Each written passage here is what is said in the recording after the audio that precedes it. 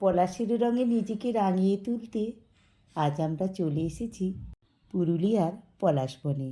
আমরা পুরুলিয়াতে স্যারের বাড়িতে গিয়ে উঠেছিলাম। স্যার মানে এখানে একজন মাস্টারমশাই, পুরুলিয়াতে বাড়ি, তাদের বাড়িতে আমরা গিয়ে উঠেছিলাম। সকাল সকাল স্যারের বোন দেখো কত পলাশ ফুল তুলে এনেছে। আমরা কুড়িগুলো দিয়ে মালা করলাম, ফুলগুলো দিয়ে মাথার খোপাতে বাঁধলাম, সেজে গুজে পলাশ বনে চললাম হোলি খেলতে। এবছরের হোলিটা ছিল অন্য রকমের, পলাশে রাঙানোর হোলি, তো ভীষণই ভালো লাগছিল। তোমরাও দেখো কি সুন্দর, দুপাশে লাল পলাশের বন। পলাশের এই সৌন্দর্য উপভোগ করতে করতে আমাদের গাড়ি ছুটেছিল অযোধ্যা পাহাড়ের দিকে। মাঝখানে দাঁড়িয়ে আমরা নিজেদেরকে একটু আবির রঙে রাঙিয়ে নিয়েছিলাম। তো দেখো এই যে হচ্ছে পুরুলিয়ার জিকচাক রোড, বেশ কিছুটা জুলুকের স্লিক রুটের মতো। তো বন্ধুরা দেখো কেমন সুন্দর এসের মতো লাগছে উপরের পাহাড়টা থেকে। পাহাড়ের এই রাস্তার সৌন্দর্য উপভোগ করতে করতে আমরা চলেছিলাম আপার ড্যাম্পের উদ্দেশ্যে। আমি যদিও আগে অযোধ্যা পাহাড় দেখেছি, এই রাস্তাটা দিয়ে আমাদের গাড়ি গিয়েছিল কি না মনে পড়ছে না। রাস্তার দুপাশে নানা রকম গাছপাতার চিত্রকলার শাড়ি দিয়ে সাজানো সাঁওতালদের বাড়ি দেখতে দেখতে, মাদলের তালে তালে তাদের নাচ দেখতে দেখতে আমাদের গাড়ি ছুটে চলেছে অযোধ্যা পাহাড়ের দিকে। রাস্তার দুপাশের পলাশ তার দুহাত বাড়িয়ে আমাদেরকে কাছে ডাকছে। তো দেখো গল্প করতে করতে, সৌন্দর্য উপভোগ করতে করতে আপার ড্যাম্পে হাজির হয়ে গেলাম। আপার ড্যাম থেকে ওই যে দেখো লোয়ার ড্যাম্পের ছবি, আর আমরা চলেছি লোয়ার ড্যাম্পের একেবারে নিচে লহরিয়া শিব মন্দিরে। তো ওইখানে আমরা আগে এসেছি, এই ড্যামটাও দেখেছি। তো ওখানে আমাদের বাস দাঁড়িয়েছিল, তো ওখানেই আমাদের পিকনিকটা হয়েছিল যখন প্রথমবার এসেছিলাম। দেখো আমরা এসে লহরিয়া শিব মন্দিরে হাজির হয়ে গিয়েছি। এই যে ছিল লহরিয়া শিব মন্দির। এরবারে না এই জায়গাটা ভীষণ ভিড়ভাট্টা ছিল, তো এইবারে এসে দেখলাম ভারী সুন্দর পরিবেশ, শান্ত স্নিগ্ধ গাছের ছায়ায় আমরা বেশ খানিকটা সময় কাটালাম। যেহেতু দোল উৎসব ছিল, মন্দিরে তো অনুষ্ঠান চলছে, বাচ্চারা সব আবির নিয়ে রং নিয়ে নাচানাচি করছে, মাদলের তালে তালে না ওরা খুব সুন্দর নিজেদের মধ্যে নাচানাচি করছে আর একে অপরকে আবির রঙে রাঙিয়ে তুলছে।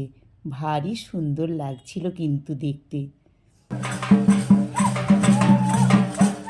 এই দেখো আমাদের কি অবস্থা, আমরাই বা কম যাই কিসের বলো তো। ওদের নাচ দেখে না আমাদেরও খুব পলাশবনে নাচতে ইচ্ছে হলো।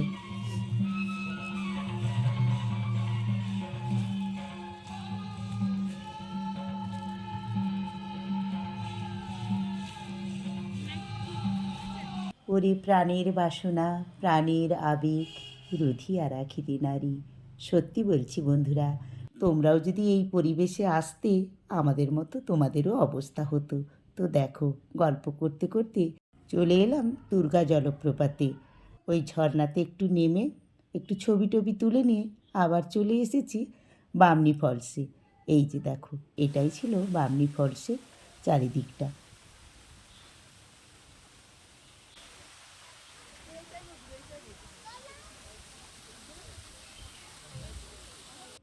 ভারী সুন্দর তাই না? বর্ষাকালে শুনেছি এর রূপ নাকি ভয়ঙ্কর সুন্দর হয়ে যায়। তো যাই হোক, এখন আমরা এই জলপ্রপাতের সৌন্দর্য উপভোগ করে নিয়ে উপরে উঠে আসতেই কেমন একটা বাজনা নিয়ে কেমন সুন্দর গান করছে দেখো। আমি যে ফুলের সাজে সেজেছি সেই সাজ নিয়ে ওর ছিল গানটা। আমি তো বুঝে উঠতে পারছিলাম না ওদের ভাষা। তো যে স্যারের বাড়িতে আমরা উঠেছিলাম সেই স্যার বুঝতে পেরে আমাকে বলছিলেন আপনি যে ফুল পরেছেন তাই ওইটাই গানের ভাষায় আপনাকে শোনাচ্ছে।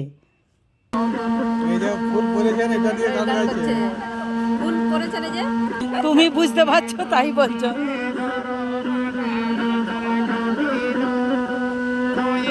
এও এক ধরনের শিল্প বলতে পারো, আবার জীবিকাও বটে।